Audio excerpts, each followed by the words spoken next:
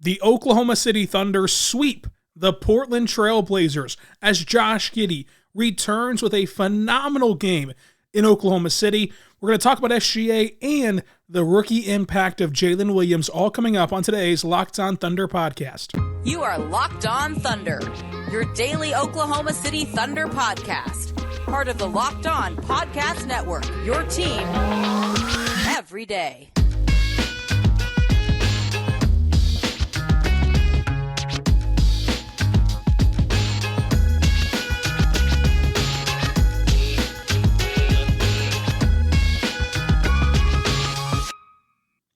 Let's get it going on the Locked On Thunder podcast, on the Locked On Podcast Network. It's your team every day. I am your host, media member, and editor-in-chief over at thunderousintentions.com, Rylan Stiles. You can follow me on Twitter at Rylan_Stiles. Follow the show on Twitter at LOThunderPod. Email the show, lothunderpod@gmail.com. On today's show, the Oklahoma City Thunder sweep the Portland Trail Blazers in a 2-game baseball series. Lou Dort locks down Dame. Josh Giddey is electric. SGA gets those MVP chants again. And speaking of Josh Giddey, NBA legend and NBA champion Chauncey Billups, head coach of the Blazers, had a lot to say about Josh Giddey. We're going to get into all of that. But let's start, like we always do, with our game overview. In this game, Chet Holmgren is out with a foot injury. Ousmane Dieng is out with a wrist injury.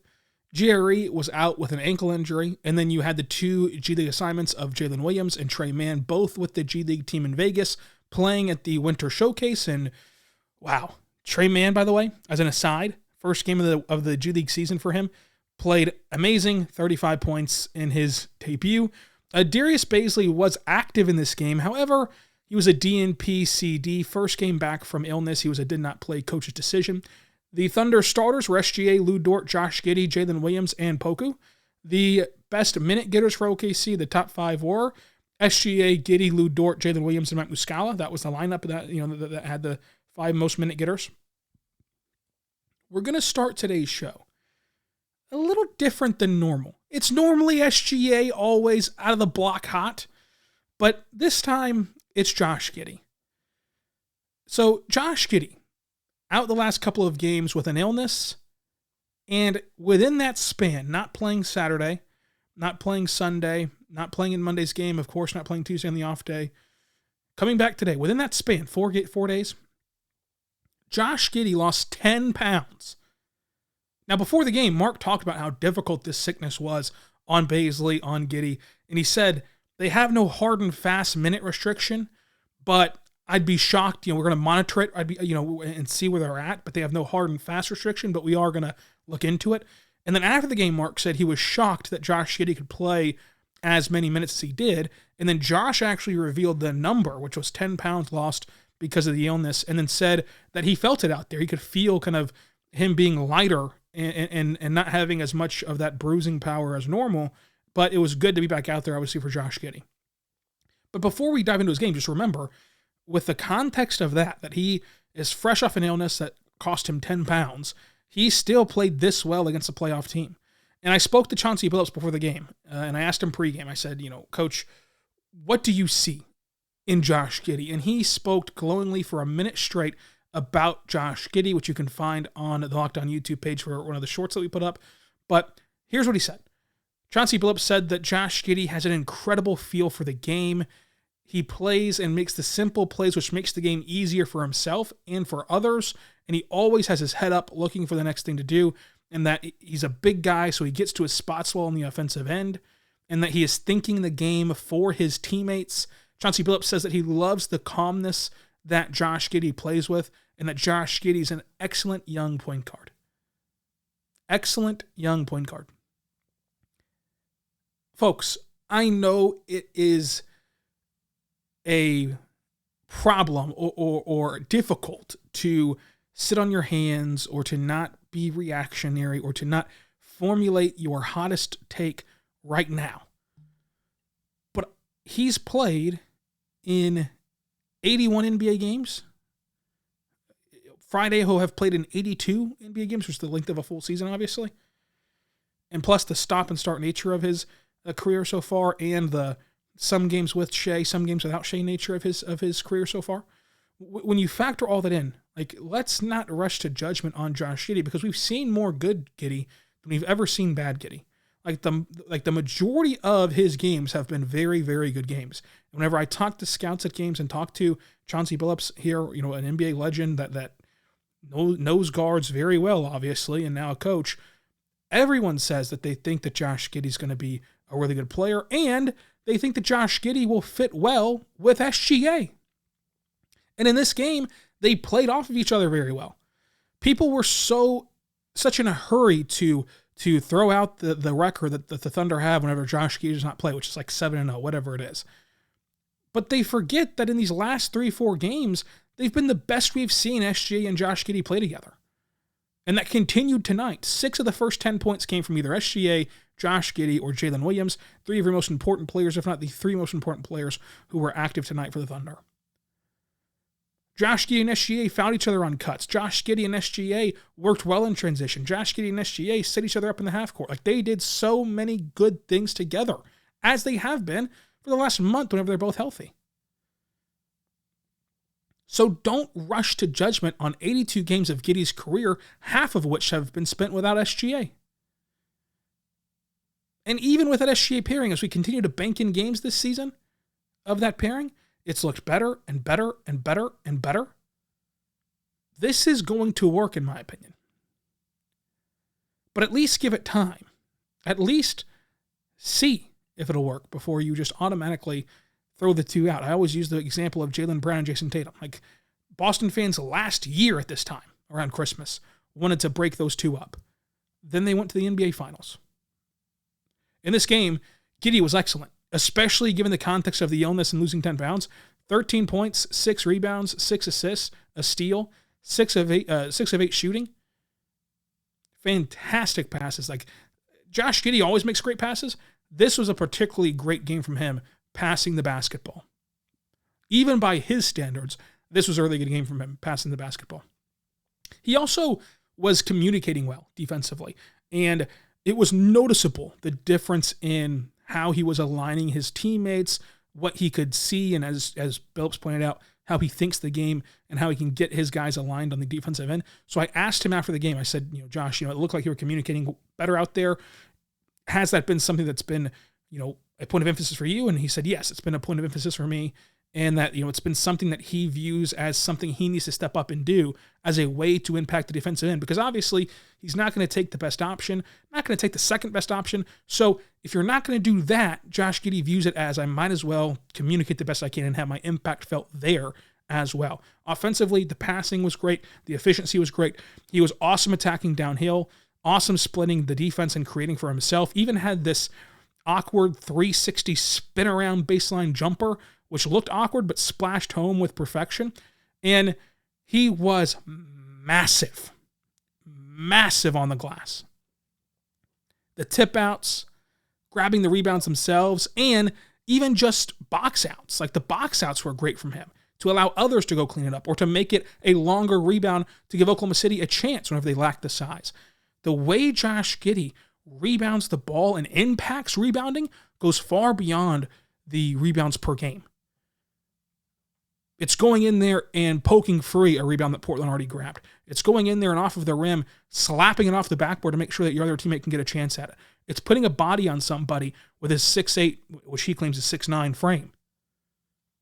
Like, Josh Giddey has such a great impact. Again, him and Shea playing well off of each other before the sickness and now continue to do so. And oh, look, they won a game together, which many were panicking about how that looked with Josh Giddey off the floor. It looks great with Josh Giddey on the floor as well. This is a really fun team. And Josh Giddey picked up the Thunder in a massive way. Look, SGA was great again, and he was fantastic again, and the standard for SGA just continues. And in the second half, he had 9 points on 27% shooting. Think about that. Like, we get so SGA-centric for a good reason. He's playing at an MVP level. He's playing at a level that, as a top 3 NBA player level. But we get so SGA-centric that we forget how young the rest of the team is and how quality of players they are. Because in this game, the Thunder were down 14 points, And in the second half, your best player far and away by a country mile was SGA, and he had 9 points on 27% shooting, and you still won the game. You still beat a playoff team. You still beat them 2 games in a row, and you still were able to find a way to come back from down 14 points. We'll talk SGA. We'll talk impact of winning from rookie Jalen Williams and so much more. But first, I want to tell you about our good friends over at the NHTSA. Do you know that driving high is considered driving under the influence? That's right. Driving under the influence is marijuana and is against the law in every state, even in the states in which marijuana is legal. That means driving high can get you a DUI. And if you think law enforcement officers cannot tell when you're driving high, well, you're wrong. Your friends can tell, your coworkers can tell, even your parents can tell, everyone can tell. So, what makes you think that law enforcement officers don't know when you're driving high? Driving under the influence of marijuana can slow your response time and change how you perceive time and speed. So even if you think you're fine to drive when you're high, you're not. Because the bottom line is, it feels different, you drive different, and driving high is driving under the influence. So remember, drive high, get a DUI, paid for by NHTSA.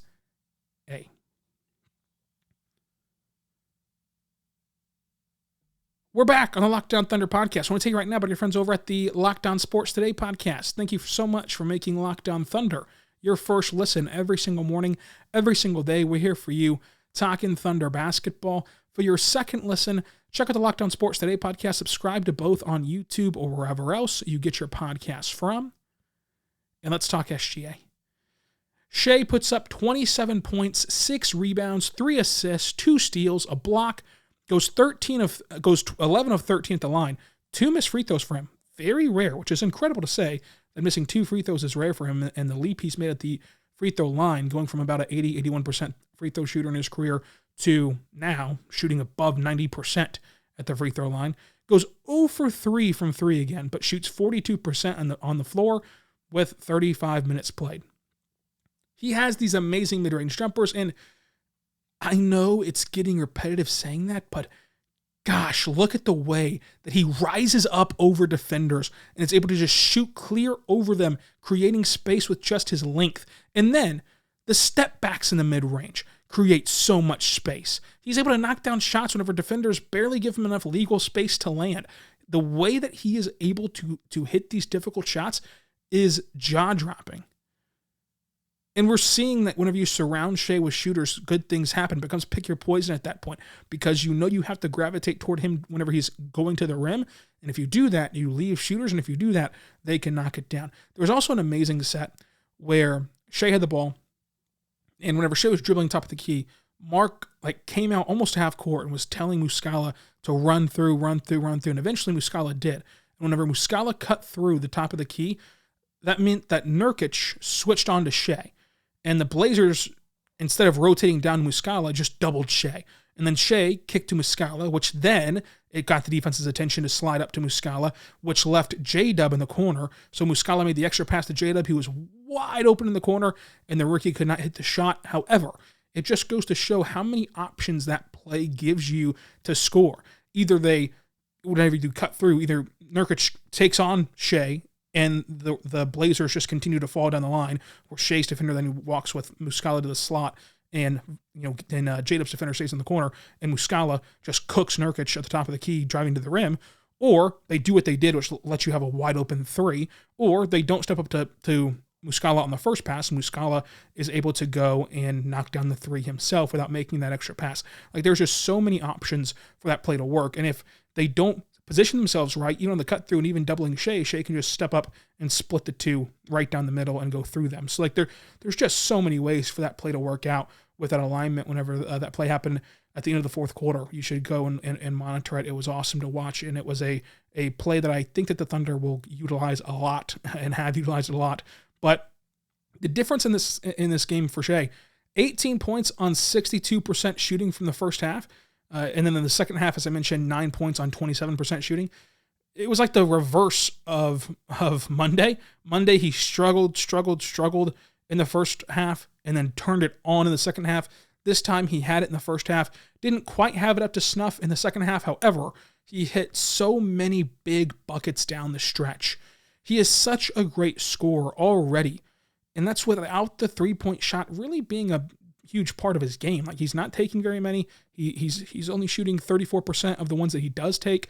Like, he is still, though, a 30-point per game scorer without that massive threat, which, we think that eventually he can add, especially just with the nature of his game that we've seen before, him shoot 40% from three before, and also with the continued work with Chip England, can add that. Like, we always talk about Chip England as a Josh Giddey coach and as a focus of Josh Giddey.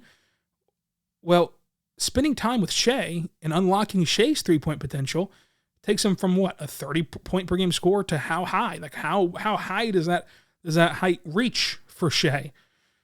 And Lu Dort deserves a ton of credit too. Like, Lu Dort has had an up and down season, and it's been a very volatile season for the fan base around Lu Dort.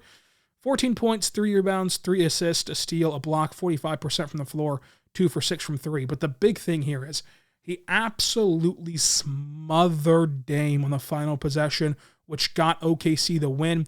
Also held Dame overall to 16 points on 31% shooting from the floor. There was also a sequence where I've never seen someone defend a transition three against a guy Dame's caliber this way. So the Blazers were on transition, on a fast break, and they threw the ball to Dame on the at the break of the three-point line. And Dame gets it, ball fakes, and instead of flying by him, Lu Dort just stops on a dime and stays planted. 99.99999% of the time, you're going to see even guys the caliber of Lu Dort just go right past the shooter on that fake and set up a wide-open three for Dame in transition, which is what Portland wanted. And Lu Dort just stayed in front. Like, it was incredible. And Dame missed the shot. And so I asked Dort about that after the game, and he couldn't remember the play at first, and I kind of explained it more to him. And he said that his goal was just to stay in front of Dame. Just no matter what happens, stay in front of him, because that same play happened Monday, and Dame got Dort, lacking, and was able to knock down the shot because of that flyby, that, kind of play that was set up that we mentioned before. And so that's another sign of how great Lu Dort is defensively. He can go game to game and alter the way he defends elite level players like Dame, which for a young team, this is kind of the closest they've gotten to a playoff series. Now, of course, Dort and Shea played in that playoff series in the bubble, but these baseball series are a great measurement for them in terms of how a playoff series would work. Playing the same team back-to-back, both teams have to throw counter punches no matter if you win or lose. You've got to try to adjust to the next game, and that was one adjustment game to game that Lu Dort made. Hey, he got me on this play last game. I'm not going to fall for it again. And seeing that adjustment in real time and in a tangible way against an all-level player, an all-world player in Dame, makes you feel really happy and excited about what it can look like come playoff time whenever this team is ready to make it there for Lu Dort and for the rest of this team. And then J-Dub. Jalen Williams out of Santa Clara, 15 points, 4 rebounds, an assist, 1 for 3 from 3, 5 of 8 shooting, just these amazing cuts, amazing perfectly timed cuts to the basket. And J-Dub's dunks deserve a lot of credit. And it's not as though it's going to win the dunk contest anytime soon, but the way that he emphatically slams the ball and the way that he always brings the energy off of those dunks, it is an energy-giving play. You cannot help but get excited for your teammate and for yourself whenever you see a perfectly executed cut followed by a booming dunk, followed by J-Dub screaming and being excited and giving you that energy. Defensively, he blocked the jump shot, very hard to do, and defended Grant really well in the low block whenever he got switched down there because of his length. He has so much defensive potential, which I don't think he'll ever reach that Lu Dort status where you put him on Dame and just go to town, but he can reach a good status, like at least above average one defensively because of the length, because of the intangibles like his lateral quickness that you just can't teach. You can't teach his length. You just are with a guy that has so much potential on the defensive end just based on his frame alone. Offensively, used on and off the ball, I love the way he gets low under the basket and kind of behind the basket a little bit and uses that rim to create space. And still at that awkward angle behind the basket, he's able to flip the ball up for a layup on a reverse and just still nail it. It's really impressive to see him do that. On ball, The Thunder used him as the ball handler in horns, which I thought is great. Like, I hope that we see that a lot more this year as J-Dub being the ball handler in horns. It sets up that give and go in the high post for him, which is going to be money more often than not due to how great he can cut. And I think that just J-Dub in general allows this team to run more and to get out and transition more, which I think pushing the pace is where this team is at their best. Let's talk Kenny Hustle. Let's talk Isaiah Joe and how this team is able to pull off this amazing win, all coming up. But first, I want to tell you right now about our good friends over at BetterHelp. Go to betterhelp.com/lockedonnba. Make sure you check them out today. Unfortunately, life does not come with a user manual, so when it's not working for you, it's normal to feel stuck. Navigating away from life's challenges can make you feel unsure, whether it's a career change, a new relationship, or being a parent. Therapists are trained to help you figure out the causes of challenging emotions and learn productive coping skills, which makes therapy the closest thing to a guided tour of this complexity engine called yourself. BetterHelp has connected over 3 million people with licensed therapists, and it continues to give it to you in a convenient and accessible way, 100% online. So make sure that you go there and see the benefits of learning healthy coping skills, self-empowerment, helping you get over and deal with the trauma that you have experienced and deal with that trauma in a healthy way. You are benefiting from therapy whenever you go there, and feel free to explore it a bit and see for yourself at BetterHelp. That is BetterHelp, HELP.com/LockedOnNBA. That's BetterHelp, HELP.com/LockedOnNBA. It's affordable. They can help you as they've matched 3 million people with professional, licensed, and vetted therapists. You fill out this brief questionnaire to match with a therapist. It's all there, and if things aren't clicking, you can easily switch to a new therapist anytime you want to. It could not be simpler. No waiting rooms, no traffic, no endless searching for the right therapist. Learn more and save 10% on your first month at BetterHelp.com/LockedOnNBA. That's saving 10% on your first month at BetterHelp.com/LockedOnNBA. We're back on the Locked On Thunder podcast, on the Locked On Podcast Network, your teams every day. Drop below in the comment section, what grade would you give Josh Giddey, A through F, on his first game back from his illness and how he's played in this contest against Portland? Let's talk Isaiah Joe real quick. 6 points in the third quarter. Back-to-back threes from him was huge. 17 minutes, 2 rebounds, an assist, a steal. The problem with Isaiah Joe that he ran into in this game was that Portland did a phenomenal job of hunting the switch and getting him onto their bigs like Grant, like Nurkic, and at that point, Portland played him off the floor by hunting those switches. And it could, of course, be matchup dependent, but Joe was taken out of this game, and you lost that three-point shooting because they were able to find ways to get him onto the big man. Now, Kenny Hustle deserves all the flowers as well. 9 points. In the last 3 games, he's had double figures twice and now 9 points in this one. He is creating his own shot off the bounce a lot more, continuing to do that while still, diving for loose balls, still taking a charge. The Thunder as a team drew at least 3 offensive fouls in this game, which is how Kenny sets the tone in 26 minutes. 9 points, 7 boards, 2 assists, 2 steals. Over the last 13 games, OKC's a top 10 defense, and obviously OKC has some disadvantages, but whenever they send the trap and have to send doubles, like obviously Portland can take advantage of that with the backdoor cut, which they utilized greatly on those lob plays. But this Thunder team still find ways to scrap and to fight and to play the passing lanes, get offensive fouls drawn, create turnovers, hustle. And when you think about this defense, which is a top 10 defense in the last 13 games, which is 12th overall for the season, I believe, and you add in Chet Holmgren, who is an elite interior defender, an elite rim deterrent, and a really good defender, and Usman Jang, whose defense was his calling card as a prospect and has played really good defense at the NBA level already as a rookie, as a raw rookie nonetheless.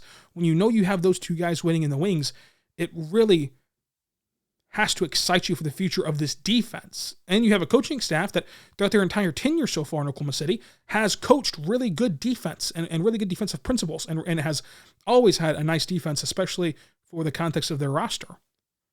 So Kenny Hustle does a great job again setting the tone. The Thunder also did a matchup-based strategy with Muscala and Poku. And I asked Mark about it. I said, Mark, Muscala played 20 minutes tonight. How much of that was about Nurkic? And he gave a really good answer and said when they first sent Muscala into the game, the Blazers immediately took out Nurkic, and so the Thunder used that as a tail and then started matching Muscala and Nurkic.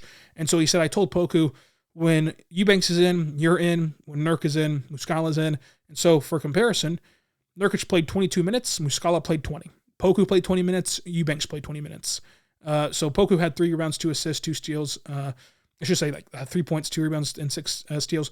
Nonetheless, I messed that all up again. But Poku played nice in this game, but Muscala was just kind of the better option for the bigger Nurkic. And that's been a consistent trend for the Thunder since preseason. Like in training camp, Mark was talking about how they'll play Muscala more in drop coverage and against more traditional big men.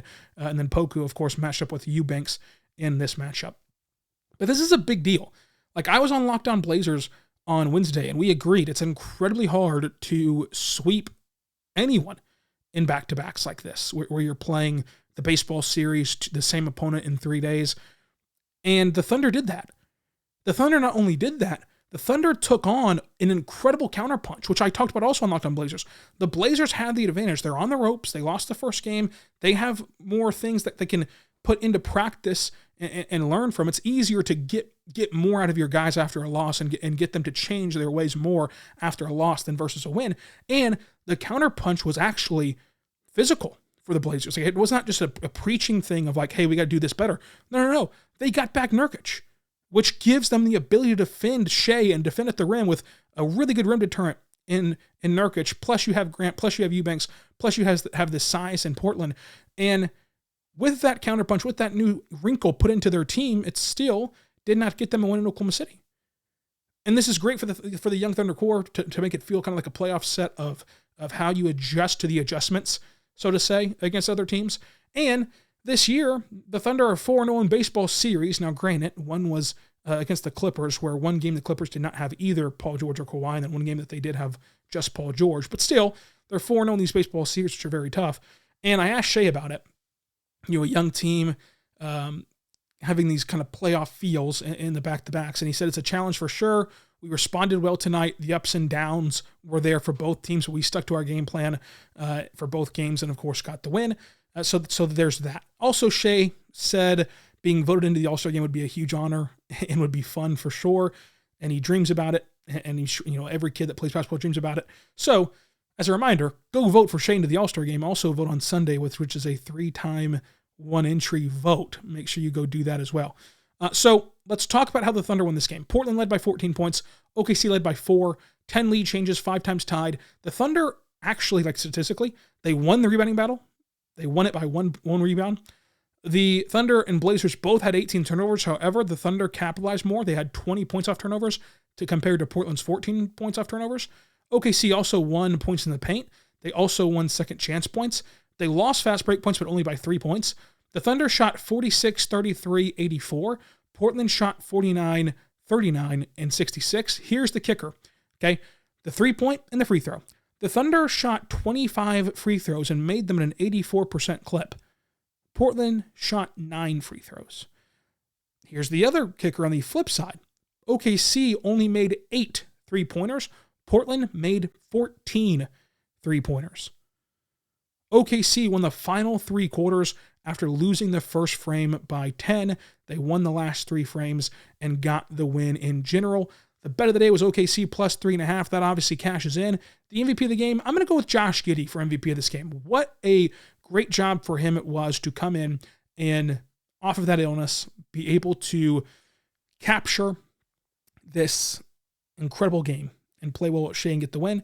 The Thunder have now won 3 straight. They're 5-5 in their last 10 games, and they sit with the same amount of losses as the Warriors and the same record as Toronto. They have the same losses as the Warriors and Lakers in their own conference, and the same record as Toronto at 14 and 18. Right there. Let's see what direction the Thunder are headed. This is, a topic that we're going to dive into on tomorrow's show about where the Thunder are headed and what this looks like in the future of this season and beyond. But one thing is for certain, this is a fun basketball team that you need to go support. Support them. You've got a chance on Friday against a very fun Pelicans team. Pack the house before the holidays over the weekend. Come back for New Year's Eve. Come back Tuesday night against the Spurs. This team deserves your support. Tickets are affordably priced right now. Make sure you go head out to the homestand and you are able to support this young team, because every single night you're going to get a very fun experience, and it's been a lot of fun to watch, so I hope that you all will go there and enjoy it as well. I hope you also enjoyed listening to this podcast. Subscribe for free across all podcasting platforms. Subscribe on YouTube. Drop a comment on YouTube, like on YouTube, all that fun stuff. And until tomorrow, whenever we talk about where this team is headed, we talk about the NBA draft, and we talk about our Christmas wish lists. We'll see you then. Be good and be good to one another.